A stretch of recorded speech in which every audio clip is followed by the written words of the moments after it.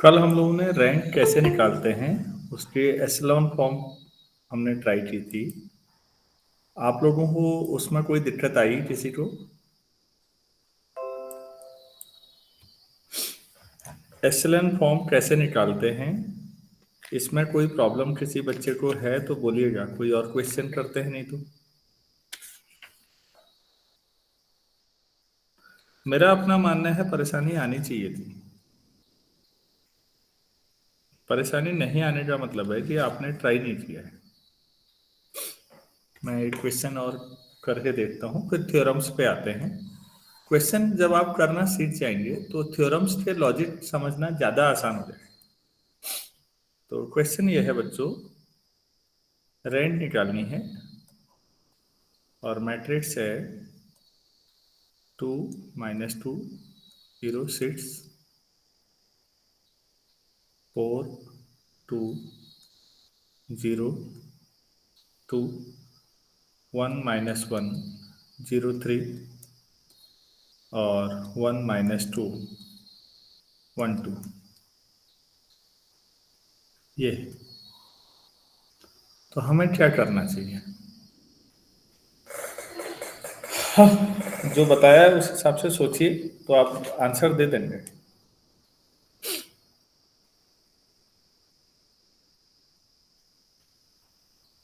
First को 2 से divide कर देंगे और R3 और R4 को इंटरचेंज कर देंगे।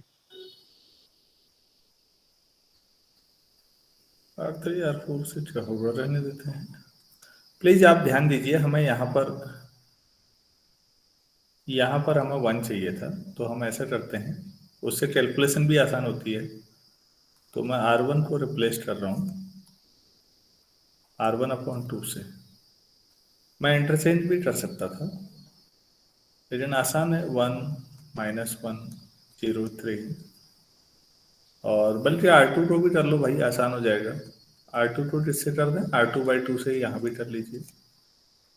तो 2 1 0 1 1 -1 0 3 1 -2 1 2, ये हमारे पास है।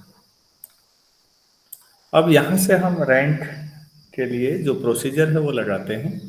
इस 1 के नीचे ये तीनों एलिमेंट 0 हो जाने चाहिए। ये भी 0 हो जाना चाहिए, ये भी 0 और ये भी 0। और ये तीनों इसकी मदद से 0 होने चाहिए बच्चों, ये ध्यान देना है। ये कैसे होगा? ये आसानी से हो जाएगा। R2 की जगह R2 -2 R1 करिए, R3 की जगह पर R3 -R1 और R4 की जगह पर R4 -R1। केवल पहले की मदद से ही होना है। बाकियों पे क्या फर्क पड़ेगा इसकी कोई चिंता मत करिए। तो 1 -1 0 और 3, ये है हमारे पास। यहाँ तीनों में 0 आ जाएगा।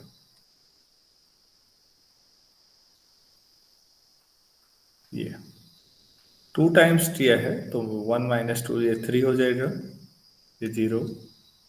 और 2 टाइम्स किया तो 6, 1 -6 -5। और R3 -R1 किया है तो 0 0 0 0।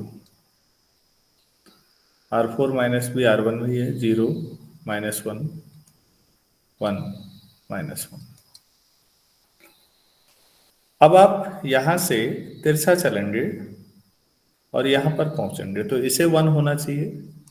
ये 1 तब होगा जब आप R2 को R2/3 से रिप्लेस कर दें, तो हो जाएगा।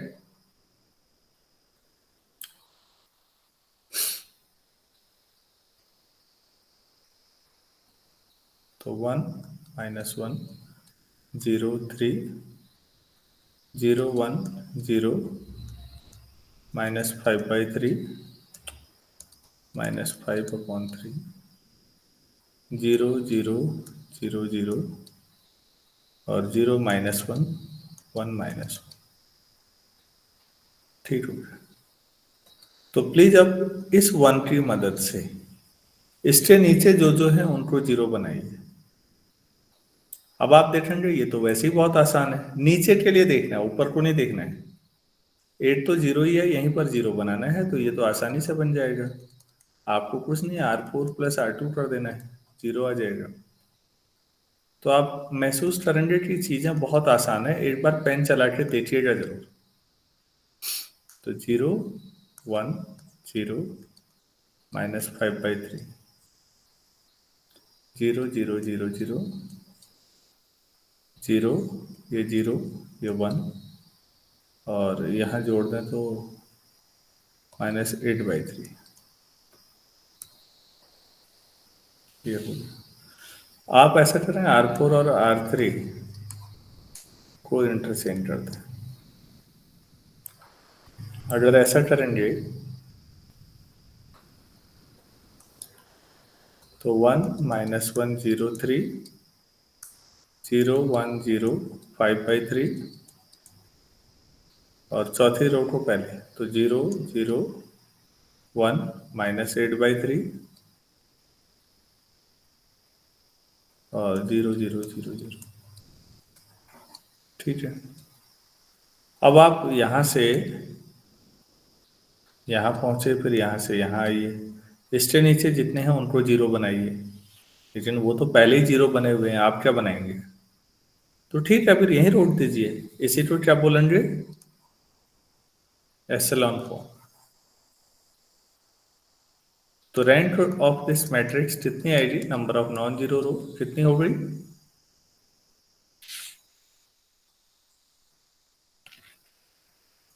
क्लियर है या नहीं है सब?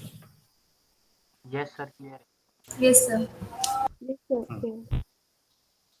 तो बच्चों, रैंक निकालने के और भी मेथड हैं, ये सबसे ज़्यादा यूजफुल है, तो अभी बहुत ज़्यादा मेथड पे जाने की ज़रूरत नहीं है। अब हम लोग थोड़ा थ्योरी पे काम कर लेते हैं। थ्योरी पोर्शन मुझे लगता है ज़्यादा ज़रूरी है। आखिर आप रैंक निकाल तो रहे हैं, लेकिन फर्क क्यों नहीं पड़ रहा है ये सब ऑपरेशन के बावजूद भी? अब इन चीज़ों पे बात करते हैं। तो इंटरेस्टिंग पार्ट जो न्यूमेरिकल वाला था वो हो चुका। अब थोड़ा सोचने वाला पार्ट है कि आखिर ऐसा होने की वजह क्या है। तो हम लोग थ्योरम्स पे जाते हैं सीधे।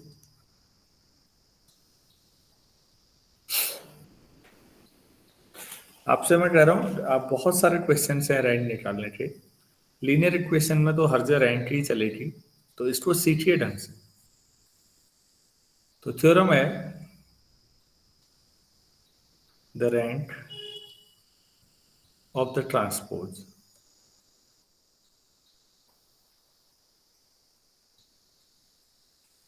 Of a matrix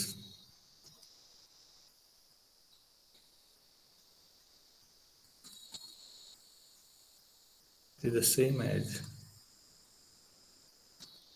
that of the original matrix। क्या कहना चाह रहे हैं, सरल शब्दों में बताएंगे आप लोग कोई? Rank of A equal to rank of A transpose. Very good. इसी मैट्रिक्स का ट्रांसपोज, रो कॉलम इंटरचेंज करने से कोई फर्क नहीं पड़ता, रैंक वही रहती है। इसे प्रूफ करना है। ठीक है, यहाँ पर स्क्वायर मैट्रिक्स होना जरूरी नहीं है, एक जनरल प्रूफ करना है m/n मैट्रिक्स के लिए। तो कैसे करें हम ये देखते हैं। मान लेते हैं ए कोई हमारे पास मैट्रिक्स है और वो m/n का है।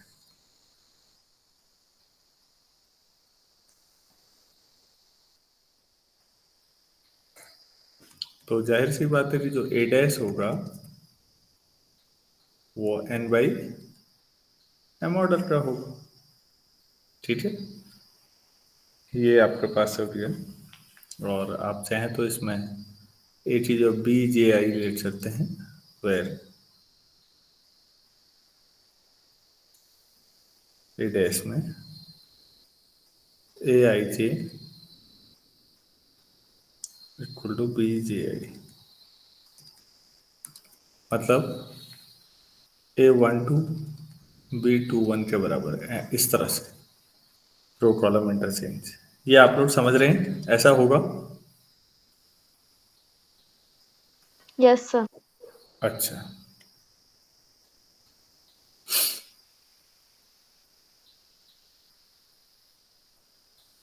एक ही रैंक मान लेते हैं, let rank of A equal to R. ठीक हो गया। एक एम बाई एन का मैट्रिक्स है बच्चों, उसकी रैंक आर है, इसका क्या मतलब है? कल हमने पढ़ा था इसको, इससे क्या कंक्लूजन निकला कि आर ऑर्डर का एक सब आपके पास क्या होगा, स्क्वायर सब मैट्रिक्स होगा जिसका डिटर्मिनेंट क्या होगा? Non zero. 1 0. Non-zero. Very good. There exist at least one square submatrix। Definition clear होनी चाहिए, बाकी कुछ नहीं है। सबमैट्रिक्स जिसका ए का of order R with non zero determinant.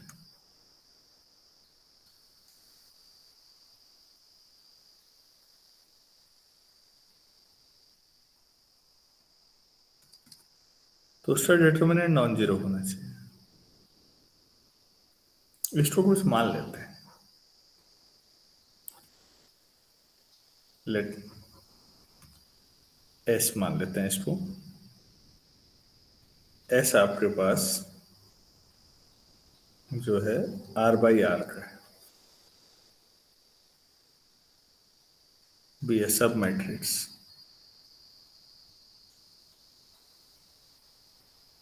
यही सब मैट्रिक्स है of A such that determinant S कैसा है, नॉन जीरो है। जो स्क्वायर, एक मिनट थोड़ा बैटरी डाउन है, चार्जर लगाता हूँ।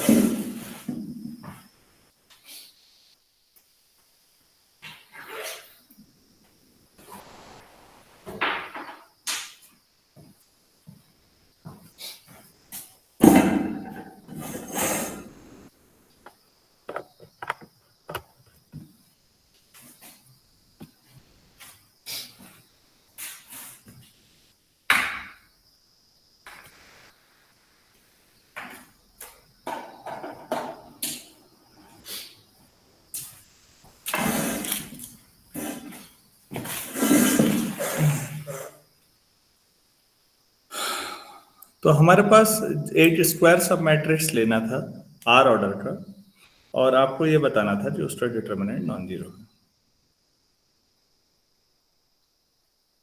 तो ऐसा है, तो आप ये बताइए जो एच डैश होगा वो विल बी, वो भी आर बाई आर ऑर्डर का ही होगा, विल बी सब मैट्रिक्स किसका,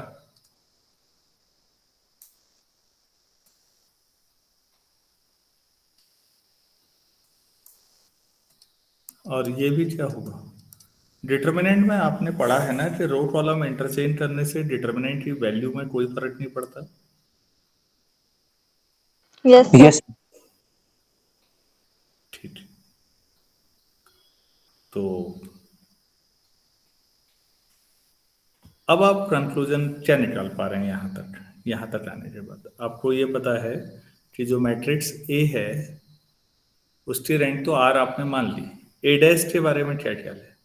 ए डैश जो है उसका एक आपके पास जो ए डैश है उसका एट मिला आपको स्क्वायर सब मैट्रिक्स, ठीक है ना? ए डैश का एट स्क्वायर सब मैट्रिक्स आपको मिला,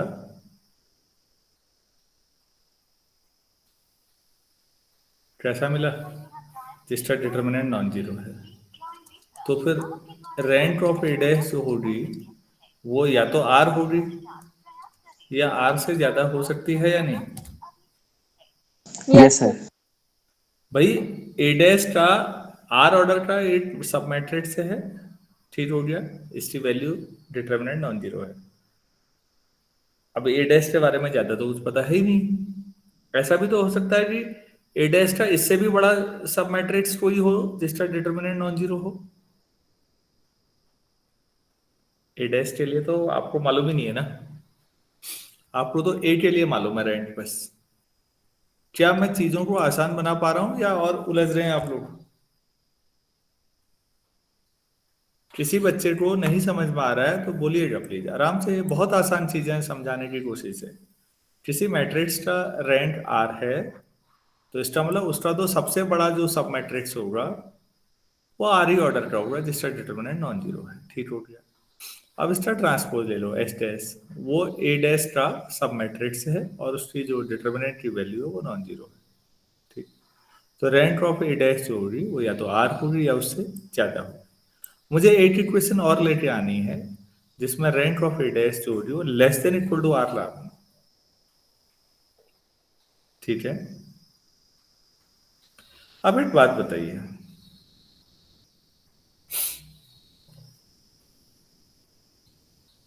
अगर मेरे पास कोई टी है,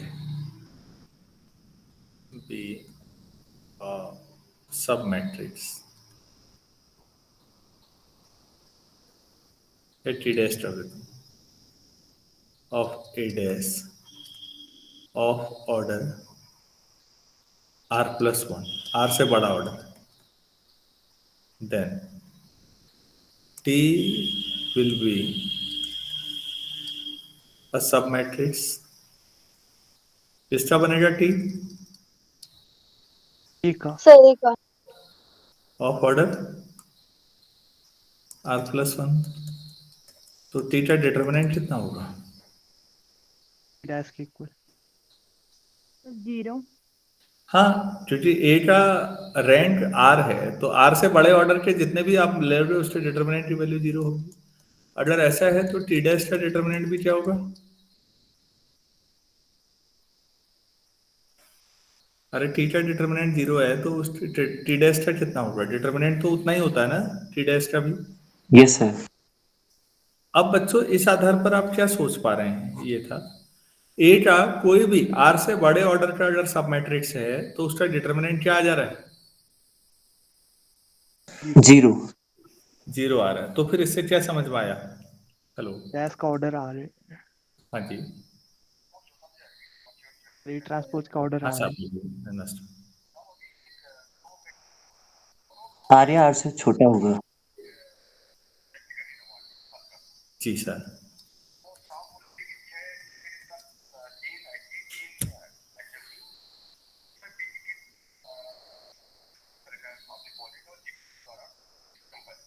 ठीक है सर।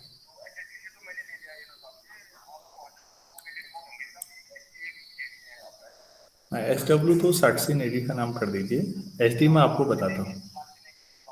हाँ, एस डब्ल्यू में कोई ऐसा है नहीं, जगमोहन को कर दीजिएगा जो हमारा अंडर ऑफिसर है।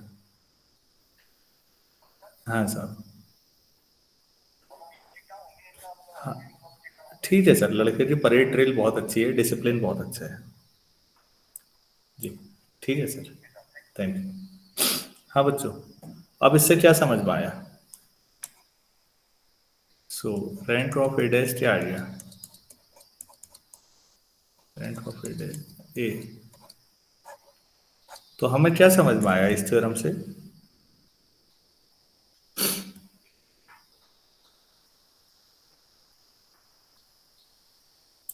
अगर मेरे पास, ध्यान से सुनो यार, दो लाइन का भी नहीं है, लिखने की वजह से लंबा गया। मेरे पास आर ऑर्डर का कोई, अगर इसकी रैंक आर ले लिया आपने तो जाहिर सी बात है आर ऑर्डर का एक स्क्वायर सब मैट्रिक्स होगा जिसका डिटर्मिनेंट नॉन जीरो होगा, तो उसके ट्रांसपोज का डिटर्मिनेंट भी नॉन जीरो होगा, तो श्योर है।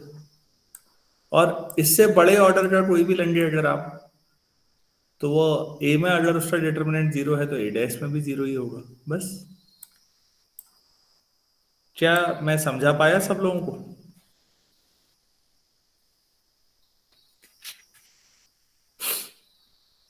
Yes, sir.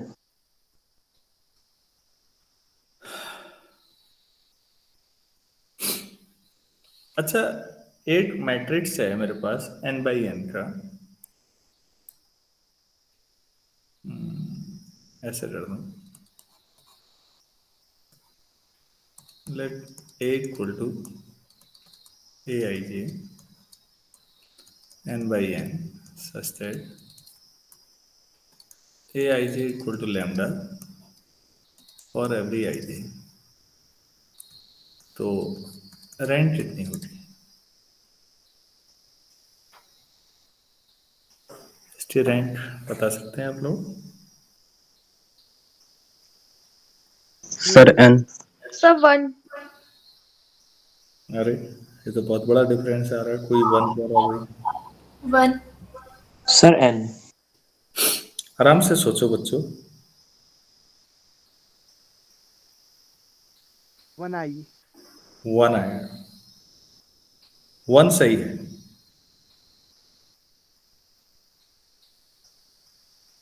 1 ही सही है। ऐसा क्यों होगा सोचिएगा।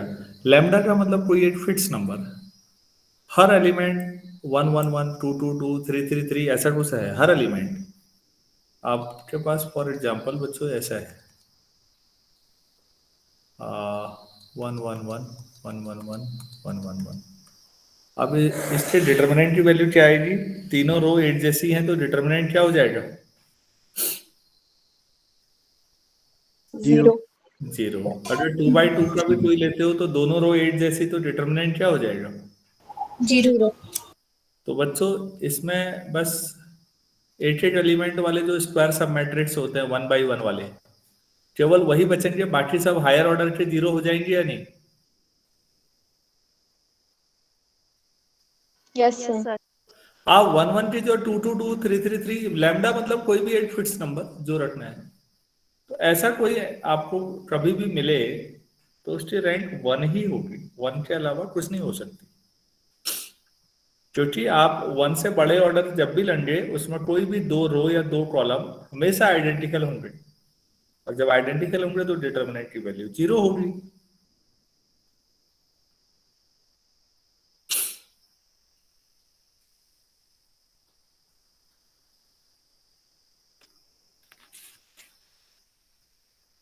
अच्छा, नेक्स्ट हम लोग करते हैं इसी में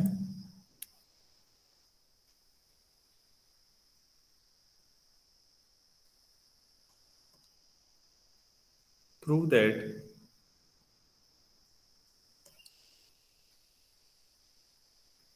rank of A is always greater than equal to rank of every submatrix of A। वैसे तो ये ऑब्वियस जैसा लगता है कि इसमें है क्या, कोई मैट्रिक्स है A, उसकी जो रैंक होगी उसके हर सब मैट्रिक्स की रैंक के से या तो बड़ी होगी या बराबर होगी, छोटी तो हो ही नहीं सकती। क्या आप लोग इसे समझ रहे हैं? Yes, sir.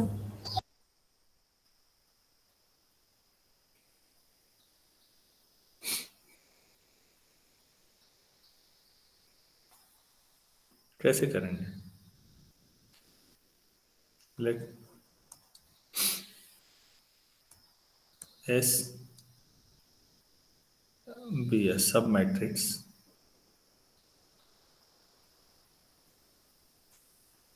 ऑफ ए मान लेते हैं, सच दैट इसकी रैंक मान लेते हैं, रैंक ऑफ एस मान लेते हैं कुछ आर। ठीक है, इसका मतलब क्या हुआ? डेफिनेशन से सोचो ना बच्चों कि S has a square sub matrix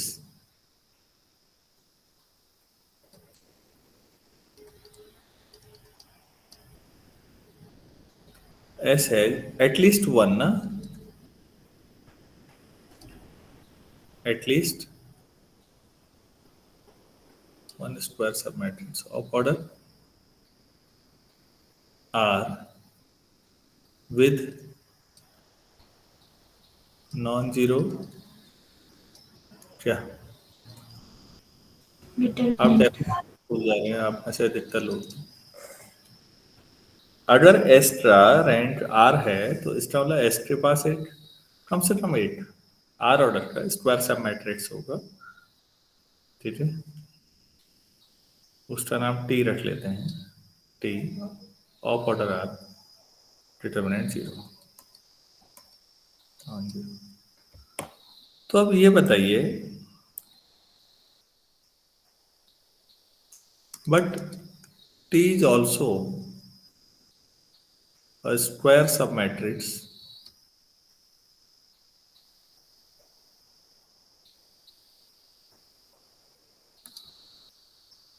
of a, अगर जो T है वो S का सब मैट्रिक्स से है और S जो है वो A का है, A का सब मैट्रिक्स है S, S का स्क्वायर सब मैट्रिक्स है T, तो T A का भी स्क्वायर सब मैट्रिक्स हुआ या नहीं हुआ? Yes, sir.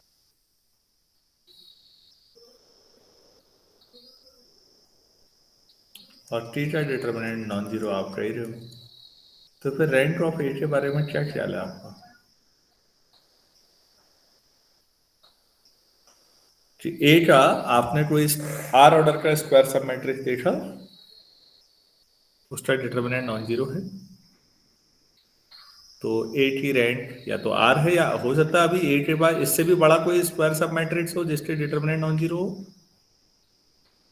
तो ए की रैंक या तो आर है या उससे ज्यादा है। क्लियर है या नहीं है? Yes, sir. बच्चों इतनी छोटी छोटी चीजें समझाने की कोशिश कर रहा हूँ, आप लोग अभी भी नहीं सीख पाएंगे तो नुकसान में आप ही रहेंगे। So rank of A is greater than equal to rank of every sub matrix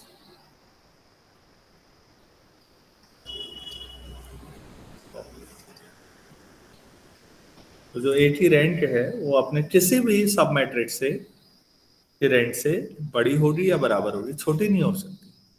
आप एक सब मैट्रिक्स उठा लीजिए और कर लीजिए। अगर ये आपको क्लियर हो गया है तो हम आगे बढ़ते हैं। इसी तरह से एक छोटा सवाल और उठाते हैं। क्वेश्चन है, let A equal to Aij n by n square sub matrix है such that rank of A n-1 है। ये यूजीसी CSIR में भी काफी फेवरेट क्वेश्चन है उन लोगों का। Then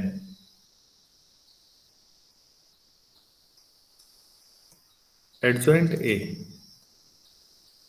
is not, then prove that। Answer दे दिया हमने। adjoint A is not a null matrix, ये करना है।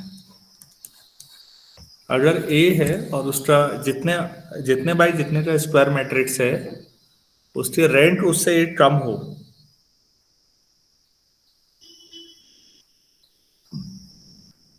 तो फिर आपके पास जो एडजॉइंट है वो नल मैट्रिक्स नहीं हो सकता।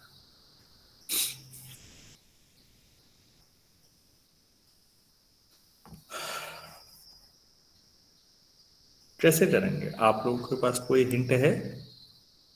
सोच पा रहे हैं?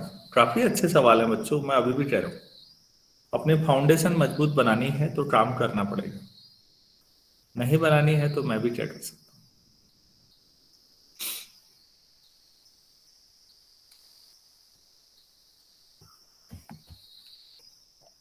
Sir A into adjoint of A is equals to determinant of A into IN लेंगे।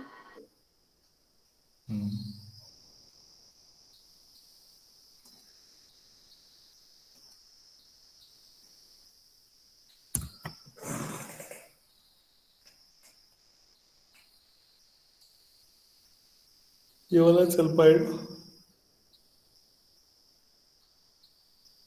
बेटा? ये नहीं यूज हो पाएगा। चलो ये भी अपने आप में सवाल हो गया आदित्य जी, ये क्यों नहीं यूज हो पाएगा? सोचो। अभी A जो है उसकी रैंक n/n का स्क्वायर मैट्रिक्स है, लेकिन रैंक n-1 है, तो डिटरमिनेंट A कितना होगा? सर 0। अगर डिटरमिनेंट A 0 हो तो क्या मैं A इनवर्स से दोनों साइड मल्टीप्लाई कर सकता हूं इस फॉर्मूले में? No sir, inverse exist. हाँ, इनवर्स एडजस्ट नहीं कर पाएगा ना बच्चों। सभी बच्चों को बात समझ में आ रही होगी कि Yes, sir. आपके पास जो ए है, रैंक ऑफ ए n-1 है, तो इसका मतलब है कि जो डिटर्मिनेंट ए है वो 0 है, और कम से कम एक सब मैट्रिक्स होगा n-1 ऑर्डर का जिसका डिटर्मिनेंट नॉन जीरो होगा। रैंक का मतलब यही है, and at least one square sub matrix.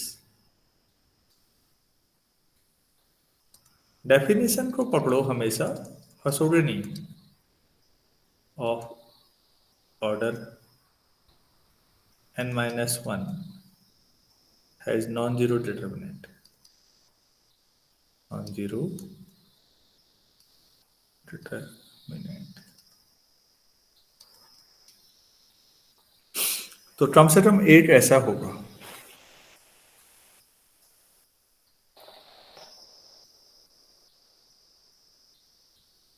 अच्छा, जब आप लोग कोफैक्टर निकालते हैं तो आप लोग जरा रफ वर्क पे जरा ध्यान दीजिए बच्चों।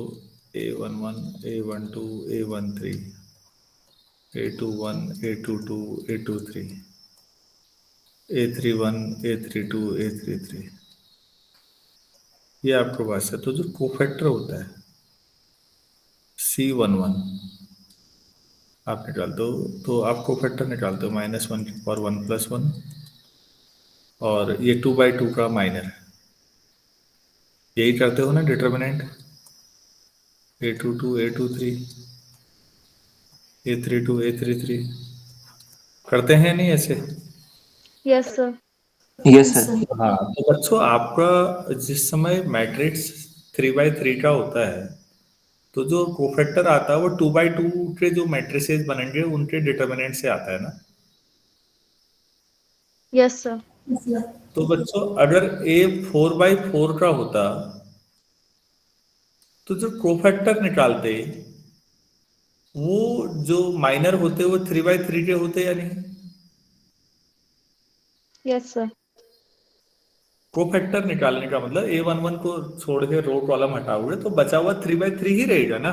तो अब n/n में सोच लो यार, यहां पर इन जनरल मैं ये लिख देता हूं now every n-1 road minor determinant के लिए होता है। डिटर्मिनेंट में रो लिख दिया तो कॉलम अपने आप समझ में आ गया, स्क्वायर शेप में ही होगा। Minor of the matrix A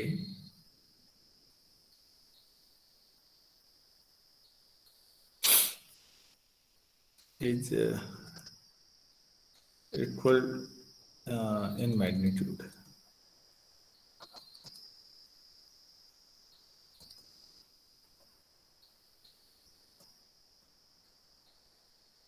to the cofactor of some element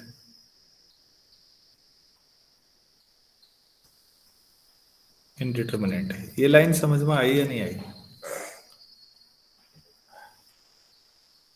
यही होता है, प्लस माइनस का अंतर हो सकता है, बाकी तो यही रहता है।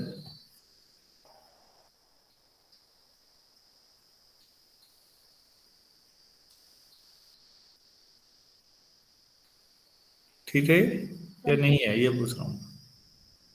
Yes, sir. ठीक है। तो फिर कम से कम एक एलिमेंट तो डिटर्मिनेंट ए में होगा जिसका कोफैक्टर नॉन जीरो होगा, क्योंकि रैंक n-1 है तो एक माइनर तो नॉन जीरो रहेगा ही।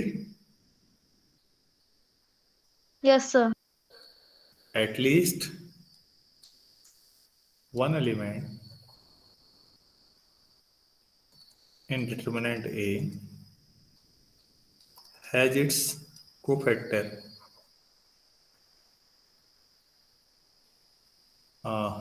not equal to 0।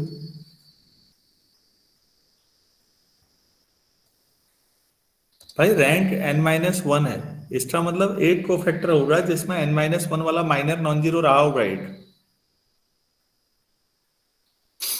अगर ऐसा हो तो इसका मतलब हो गई थ्योरम, एटलीस्ट वन एलिमेंट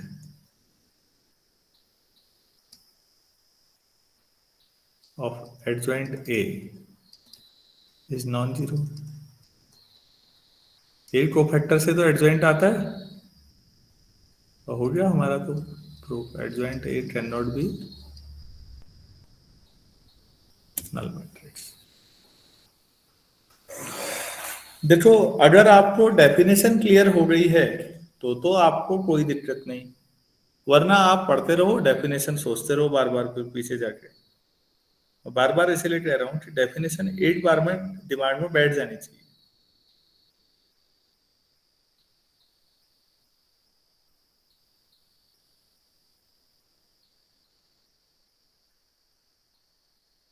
अरे भाई बैठ चुकी है डेफिनेशन।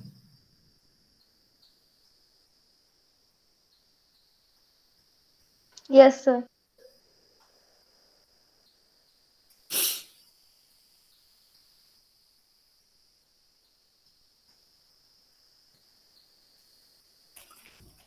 तो किसी भी अगर आपके पास कोई आपके पास मैट्रिक्स है, और ये सारी चीजें बाद में बच्चों यूज होंगी, जब यूज होंगी तो आप फिर परेशान होंगे।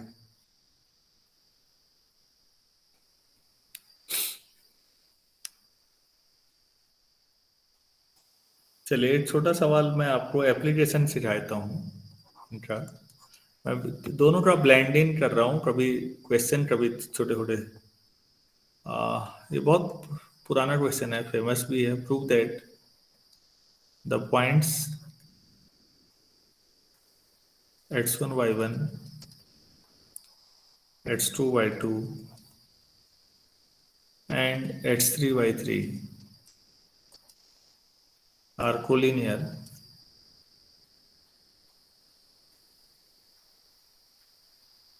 if and only if the rank of matrix x1 y1 1, x2 y2 1, x3 y3 1 is less than 3। इस मैट्रिक्स की रैंक अगर 3 से कम है तो ये तीनों पॉइंट कोलिनियर होंगे, और उल्टा भी सही है, ये तीनों पॉइंट कोलिनियर है, तो ये गारंटी है कि ये मैट्रिक्स की रैंक 3 से कम होगी। कैसे करेंगे? कोलिनियर है तो इनका एरिया 0 होगा सर, डिटरमिनेंट ए 0 आ जाएगा। बिल्कुल बिल्कुल बिल्कुल वही करना है। Suppose x1 y1 x2 y2 and x3 y3 be collinear points।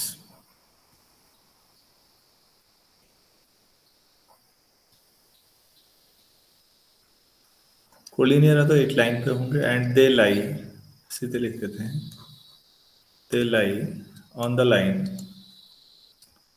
कोई लाइन मान लो भाई, simple, ax plus by plus c equal to 0।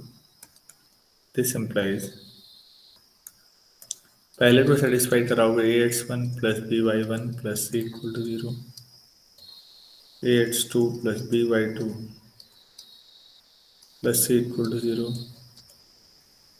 ax3 plus by3 c equal to 0।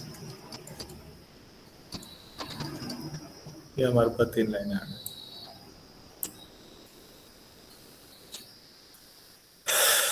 तो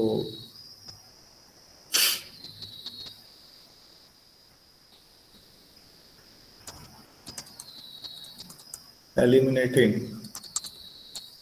ABC, we get determinant x1 y1 1, x2 y2 1, x3 y3 1, that should be 0। और अगर इस determinant की value 0 है तो इसका मतलब rank of the matrix x1 y1 1, x2 y2 1 x3 y3 1 less than 3. 3/3 matrix का डिटर्मिनेंट 0 आ रहा है, तो फिर उसकी रैंक 3 से कम ही होगी। क्लियर है एक तरफ से? Yes sir. Yes, sir. Conversely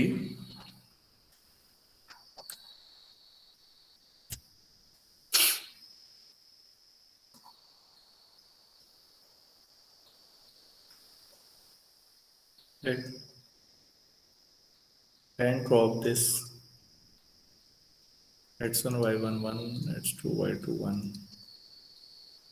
x3 y3 1 3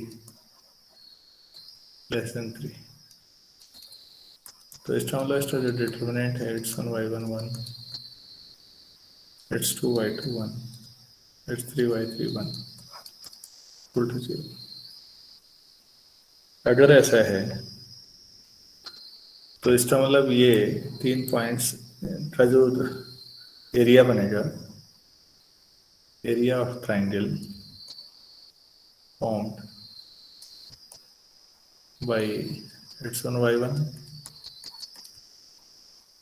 x2 y2 x3 y3 0। और जो एरिया 0 है तो इसका मतलब x1 y1 x2 y2 x3 y3 are collinear points. 3 point collinear हैं, तो उन पॉइंट से जो बन रहा है ट्राइंगल वो 0 होता है, ये तो हम जानते ही हैं। अब हम चीजों को रैंक के नजरिए से समझ रहे हैं बस।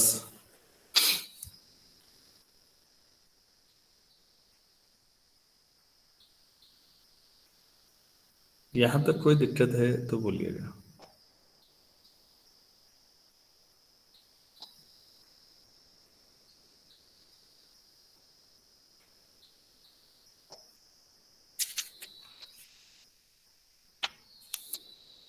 ठीक है ना? Yes, sir.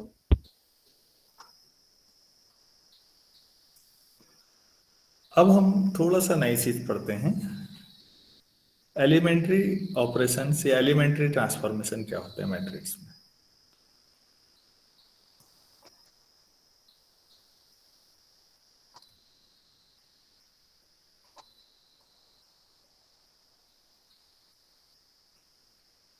ऑपरेशंस भी कहते हैं, ट्रांसफॉर्मेशंस भी।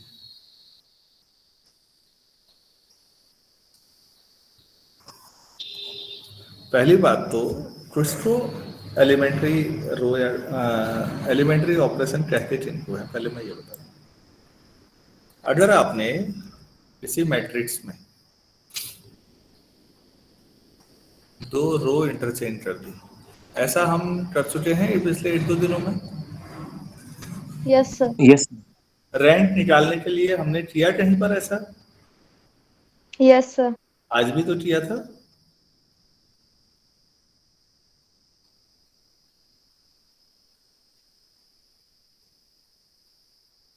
ठीक है। अच्छा, दूसरा RI और RJ हमने कोई भी किसी रो को हमने ऐसा किया था जैसे R2 माइनस 2 टाइम्स R1, तो किसी रो को किसी नंबर से मल्टीप्लाई करके किया है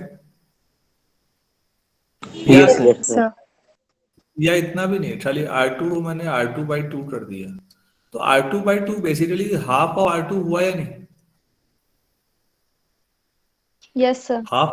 हाँ, तो बच्चों बेसिकली मैंने किसी लैम्डा से किसी रो को मल्टीप्लाई कर दिया ना। लैम्डा कोई स्केलर होगा, तो हम ये कहना चाह रहे हैं किसी भी रो को अगर आप किसी स्केलर से मल्टीप्लाई करते हैं, किसी रियल नंबर, स्केलर का मतलब फील्ड का एलिमेंट, ध्यान रखिएगा, से मल्टीप्लाई करें तो भी वो एलिमेंट्री ऑपरेशन की कैटेगरी में आता है। तो किसी रो को अगर आप लैम्डा टाइम्स RI कर दें, जैसा कि हम कर चुके हैं, तो वो भी एलिमेंट्री ऑपरेशन होता है। मैंने जानबूझकर पहले ये लिखाया नहीं, पहले करा दिए सवाल, अब मैं थ्योरी समझा रहा हूँ। क्या हमने ऐसा किया है, नहीं किया है, मैं सभी लोगों से जानना चाह रहा हूँ। कंफर्म है सभी लोग? Yes, Yes, sir. sir. Yes sir. अच्छा, तीसरा, किसी रो में अगर मैं किसी रो में कोई दूसरी रो जोड़ दूं तो ये भी तीसरा एलिमेंट्री ऑपरेशन है, ट्रांसफॉर्मेशन है। क्या हमने ऐसा कर चुके हैं हम लोग? Yes, sir. Yes, sir. R3 plus R2 किया है ना बच्चों? एडिशन में ही सब्ट्रैक्शन भी आ जाएगा। कैसे? मान लो आपने कहा सर हमने R3 माइनस R1 किया है, तो बेसिकली आपने R3 plus minus 1 into R1 किया ना। Yes, sir. तो आप इस वाले को देखो, पहले जहां मैं डबल लाइन खींच रहा हूं, लैम्डा माइनस 1 भी तो हो सकता है। Yes Yes, sir. sir. तो पहले आप ऐसे समझो, अच्छा ये ऑपरेशन किया, फिर उसमें ये जोड़ा, तो ये वाला आ गया।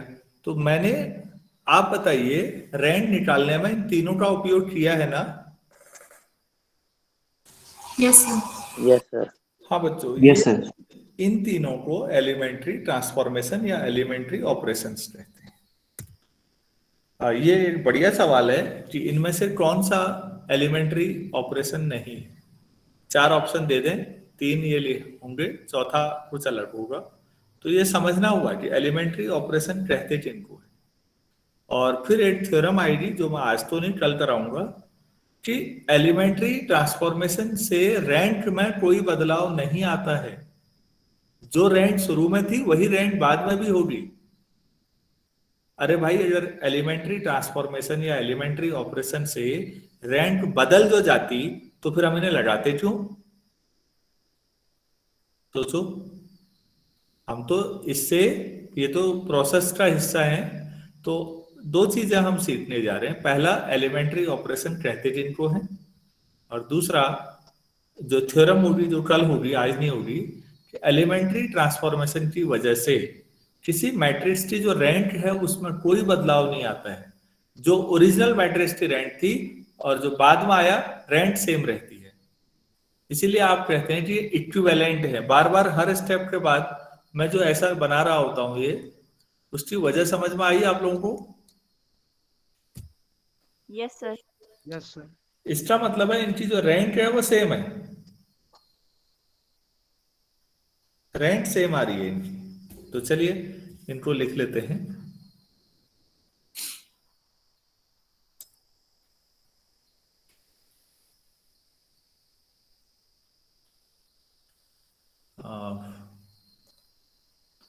an elementary transformation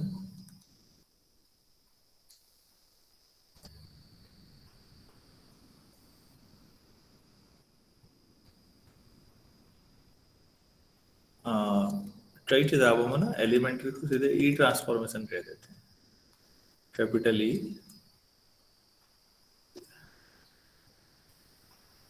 तो ये an elementary transformation is an operation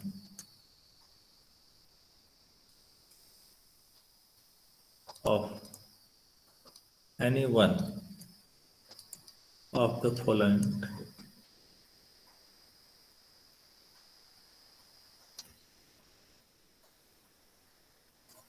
इनमें से कोई एक type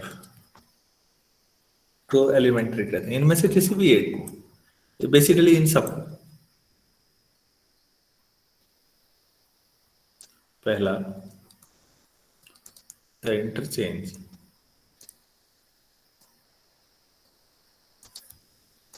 of any two rows। मैंने सब जगह रोज पे ही ध्यान दिया, लेकिन अब मैं आपको ये बताना चाहूंगा कि ऐसा भी लिख सकते थे, और कॉलम्स, कोई भी 2 कॉलम भी अगर हैं तब भी। दूसरी बात, तो बेसिकली आप चाहें तो इसके नीचे ऐसा लिख सकते हैं, RI और RJ टाइप का, ताकि आपको समझने में मदद मिले। दूसरा, multiplication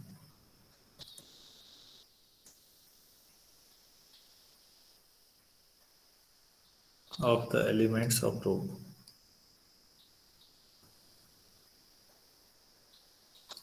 of any row or column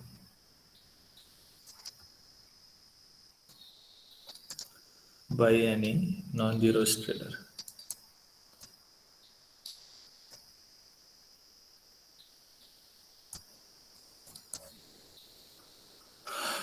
Lambda times RA. Lambda field का एलिमेंट है। जो बच्चे फील्ड नहीं जानते वो रियल नंबर कॉम्प्लेक्स नंबर समझ लेना, अभी काम चल जाएगा तुम्हारा।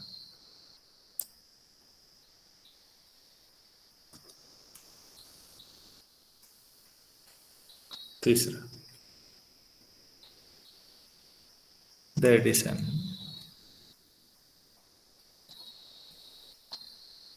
To the elements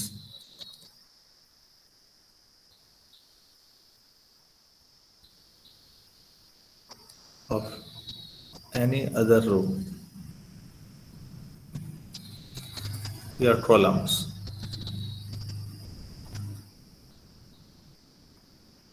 in the row that corresponding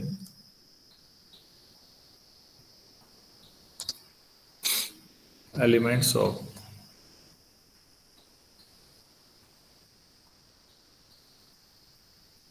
any other columns multiplied by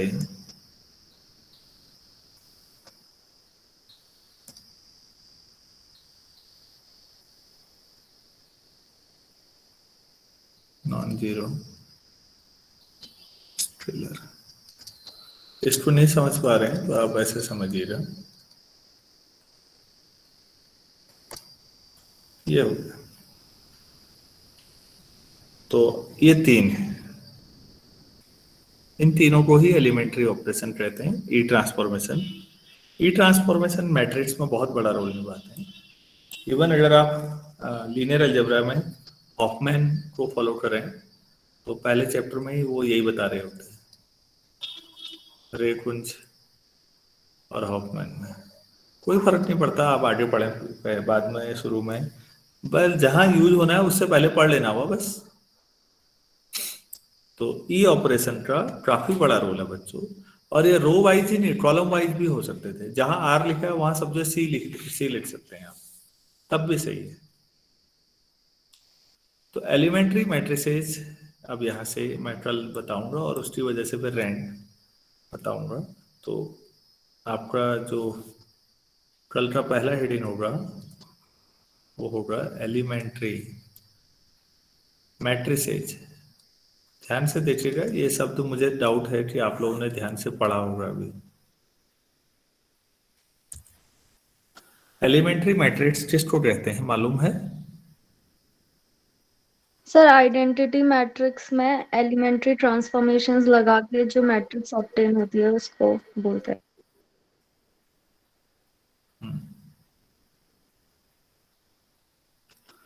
identity matrix में बच्चों ये जो ऊपर के तीन है इनमें से कोई भी एक लगा दीजिए।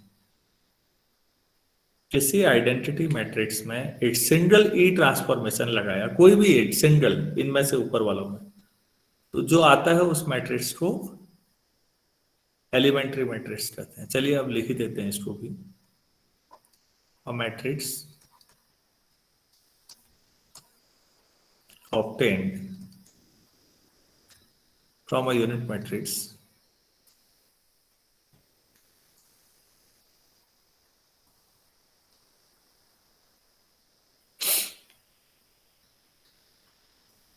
by a single E transformation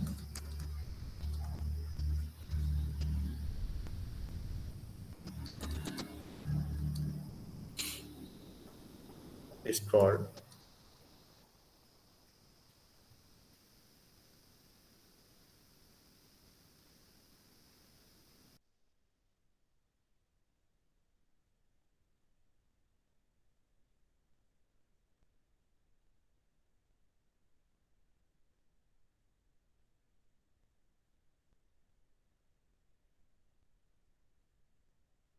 कोई भी जो आपको मिलेगा उसे एलिमेंट्री मैट्रिक्स कहते हैं। सभी लोगों को क्लियर हो गया होगा इतना? Yes sir. तो अब ये समझना है यहां से बच्चों कि एलिमेंट्री जो आपके पास है, एलिमेंट्री आपके पास जो मैट्रिक्स आ रहा है, ये इससे नहीं, सॉरी, एलिमेंट्री रो से रैंक को कोई बदलाव नहीं होता। तो कैसे बदलाव नहीं होता ये कल समझना जरूरी है। तो आप देखेंगे मैट्रिक्स में जितनी मेहनत कर रहे हैं, लीनियर अलजेब्रा में चीजें आपके लिए उतनी आसान हो जाएंगी। चलिए आज इतना ही करते हैं। Thank you, sir. ठीक, thank you sir. Sir. Thank you.